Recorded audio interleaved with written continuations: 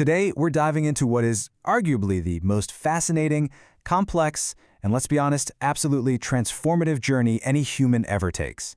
We're talking about that incredible physiological and psychological timeline from birth all the way up to adolescence. And we're going to explore this whole process through the expert lens of pediatric nursing, which is this amazing field that perfectly blends clinical precision with a really profound understanding of how we actually grow. Okay, let's dive into this. To really wrap our heads around pediatric care, we have to start with a foundational idea from the World Health Organization. When we look at a child's health, we aren't just looking for some illness to cure. It's so much bigger than that. We have to look at the child holistically. Pediatric nursing completely relies on understanding that physical growth, mental development, and a child's social environment are all entirely intertwined. So, here is the roadmap for today's explainer. We'll start with pediatric nursing essentials, move on to the newborn baby, map out the specific stages of child development, examine exactly how we fuel that growth with nutrition, and finally, look closely at the severe threat of malnutrition. Let's start with our first section, Pediatric Nursing Essentials. The absolute bedrock of this kind of care, it's completely family-centered. A child relies entirely on their caregivers, right? That makes the family their primary source of strength. So nurses really have to partner with families to empower them in the healing process. But treating a child isn't exactly like treating an adult, which brings up a really profound question. How do we actually treat children without causing fear? Because let's face it, the healthcare system can be a terrifying place for a young mind. And that is exactly where the concept of a traumatic care comes in. So, the crucial point is that atraumatic care provides a therapeutic solution to minimize both physical and psychological distress, and it basically boils down to three main principles. First, you've got to prevent or at least minimize physical stressors, things like pain, immobility, or hunger. Second, you want to keep parents and children together as much as humanly possible. And third, you have to give the child and their family some sense of control in what is otherwise a totally overwhelming environment. Building on that foundation of care, let's look at Section 2, the newborn baby. For those first 28 days of life, a baby is officially classified as a neonate. They are adapting from the ultimate safety of the womb to the pretty harsh reality of the outside world. And how exactly do they cope with this massive transition? Well, by sleeping 16 to 20 hours a day, which honestly sounds like an absolute dream for most adults, right? But at birth, a newborn's central nervous system is relatively immature. Their limited behavioral responses are just entirely focused on basic survival, waking up, crying, rooting for milk, and going right back to sleep.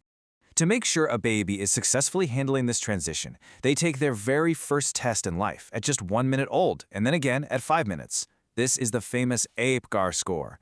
The clinical team quickly assesses appearance, pulse, grimace, activity, and respiration, scoring each category from 0 to 2. It's basically a critical check of their vital adaptations, like is their heart rate over 100 beats per minute? Does their muscle tone show active motion, or are they dangerously limp? Let's move to and see how this builds into Section 3, Stages of Child Development. Once a baby clears that 1-month mark, their chronological journey accelerates incredibly fast. Mapping this out, we see the progression from neonate to infant, toddler, preschooler, middle childhood, and eventually adolescence. And what's wild is that this physical growth follows very specific directional patterns. It happens cephalocaudally, which is just a fancy way of saying from head to tail. The head develops first, then the trunk, then the legs. It also develops proximal distally, meaning from the center outward. So, for example, a baby learns to control their arms way before they can control the fine motor movements of their fingers. But you know, physical growth is really only half the story here.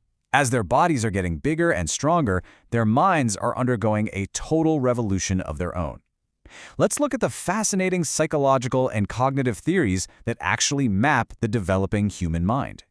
First up is Erikson's theory of psychosocial development. Erikson was all about interpersonal bonds, and he believed we face a specific crisis at each stage of life. In infancy, that core crisis is basic trust versus mistrust. When a baby's fundamental needs for food and comfort are consistently met, they learn that the world is a safe, predictable place. But if those needs aren't met, a deep-seated mistrust forms, and that can actually create lifelong barriers to forming human bonds. Then there's Freud's theory of psychosexual development. Freud argued that different body parts become highly sensitive at different chronological stages. It all begins with the oral stage, from birth to about 18 months. Here, the mouth is the primary focus of pleasure, completely driven by the comforting, psychological experience of nursing and being held. And this brilliantly illustrates how a child's actual intelligence evolves, which brings us to Piaget's theory of cognitive development. Jean Piaget basically proved that young children aren't just less knowledgeable adults, they think in an entirely different way. Take a toddler in the pre-operational stage. They rely heavily on magical, egocentric thinking. They literally cannot see the world from another person's point of view yet. It isn't until middle childhood that they move into concrete operations, shedding that egocentrism and finally developing mature, logical reasoning. So, what powers all these massive leaps in growth? That brings us to Section 4, Fueling Growth with Nutrition. Without the right building blocks, all this development is simply impossible. But before we even get into complex vitamins or macronutrients, we really have to talk about water. Water makes up a massive 70% of a child's body weight. It is the absolute critical baseline for digestion, metabolism, temperature regulation, and basic cellular growth. In fact, a severe lack of water, dehydration, can actually lead to death faster than starvation. Now, what's really interesting about this is how perfectly human biology has adapted to provide early nutrition. It's a stark contrast. For those first 3 days, a mother produces colostrum. It's thick, yellow, comes in small quantities, and is just packed with protective antibodies to jumpstart the newborn's immune system. But fast forward 10 to 12 days, and the mother's body miraculously transitions to mature milk. This is more watery, much higher in volume, and perfectly balanced with the exact proteins, fats, and carbohydrates required to fuel optimal physical growth. Section 5. The threat of malnutrition. What happens when that vital fuel is completely disrupted? Protein-energy malnutrition, or PEM, completely derails that beautiful growth timeline we just mapped out. The clinical presentation of this kind of severe malnutrition depends entirely on exactly which nutrients are missing. We see this very clearly in the contrast between kwashiorkor and marasmus. Kwashiorkor is primarily a protein deficiency. It presents with marked growth retardation, pitting edema, which is essentially severe fluid retention, often in the legs, and changes in hair pigmentation known as the flag sign. Marasmus, on the other hand, is driven by a critical lack of carbohydrates. This causes the body to quite literally consume itself, resulting in severe muscle wasting, a complete loss of subcutaneous fat, and it gives the infant a shriveled, almost old person facial appearance. Both conditions are absolutely devastating to a child's development.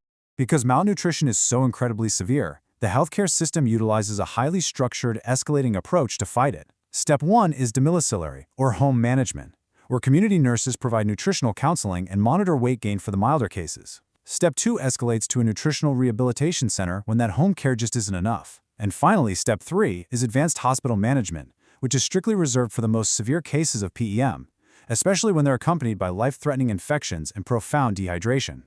So that brings us to the end of our explainer, and I want to leave you with a pretty provocative question to think about. From that very first APGAR test assessing our primitive reflexes, through all those major cognitive leaps of childhood, right down to the literal fuel we consume to grow, how does our early environment, care, and nutrition actually shape our lifelong human trajectory? The science of pediatric nursing clearly shows us that human childhood is a period of immense, delicate vulnerability, but at the exact same time, it is a period of profound, breathtaking resilience. Thanks so much for joining me on this journey today.